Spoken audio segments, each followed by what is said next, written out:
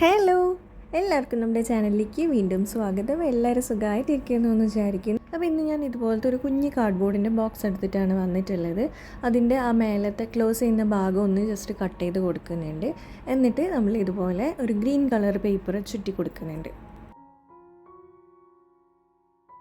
ഇനി ഒരു cardboard piece എടുക്കുന്നുണ്ട്. എന്നിട്ട് ഈ ഒരു കുഞ്ഞും ബോക്സിൻ്റെ അളവിലായിട്ട് നമ്മൾ ജസ്റ്റ് വരച്ചു കൊടുക്കുക. അതിനുശേഷം നമ്മൾ ഇതുപോലെ ഒരു പൂവിൻ്റെ ഷേപ്പാണ് വരച്ചു കൊടുക്കുന്നത്. അപ്പം ട്യൂലിപ്പ് ഫ്ലവേഴ്സാണ് ഉദ്ദേശിച്ചത്. ഇനി ഈ ഒരു ഷേപ്പിൽ നമ്മൾ കട്ട് ചെയ്തെടുക്കുന്നുണ്ട്.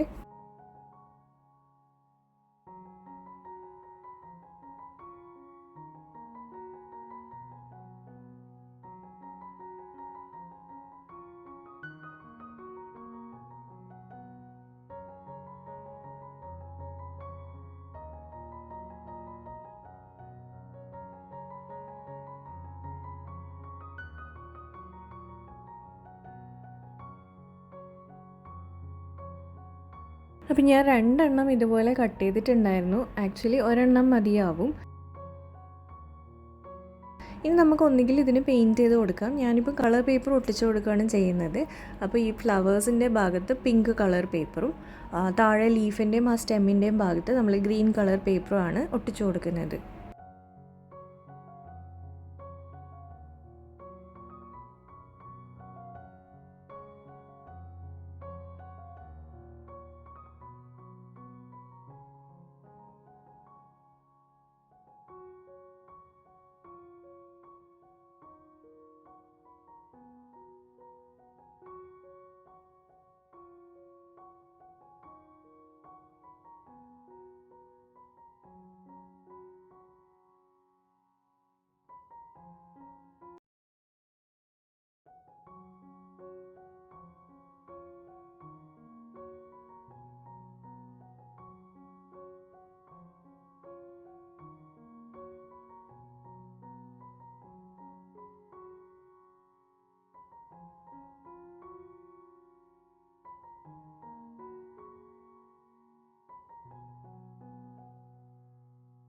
ഒരു നീറ്റ് ലുക്ക് കിട്ടാൻ വേണ്ടി ഇതിൻ്റെ ബാക്കിലും കൂടെ നമ്മൾ ജസ്റ്റ് ഒന്ന് കളർ പേപ്പർ ഒട്ടിച്ച് കവർ ചെയ്ത് എടുക്കുന്നുണ്ട്. ഇപ്പോൾ നമ്മളുടെ ട്യൂലിപ്പ് ഫ്ലവർ ഇവിടെ റെഡി ആയിട്ടുണ്ട്. ഇനി നമ്മൾ നേരത്തെ ഗ്രീൻ കളർ ഒട്ടിച്ച് വെച്ച ട്യൂബില്ലേ, അതെടുത്തിട്ട് ഈ ഫ്ലവറിൻ്റെ ബാക്കിലായിട്ട് ഇതുപോലെ ഒന്ന് ഒട്ടിച്ചു കൊടുക്കാം.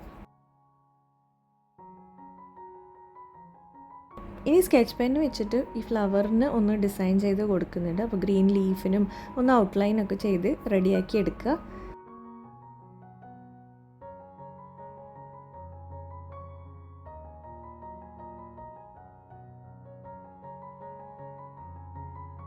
നമ്മളിപ്പോൾ ഒരു ട്യൂലിപ്പ് ഫ്ലവർ പെൻ ഹോൾഡറാണ് ഉണ്ടാക്കിയെടുത്തിട്ടുള്ളത്.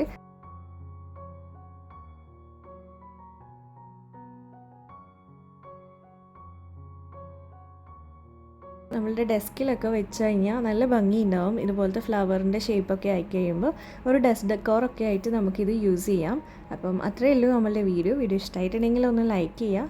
നമുക്കിനി നെക്സ്റ്റ് വീഡിയോയിൽ കാണാം.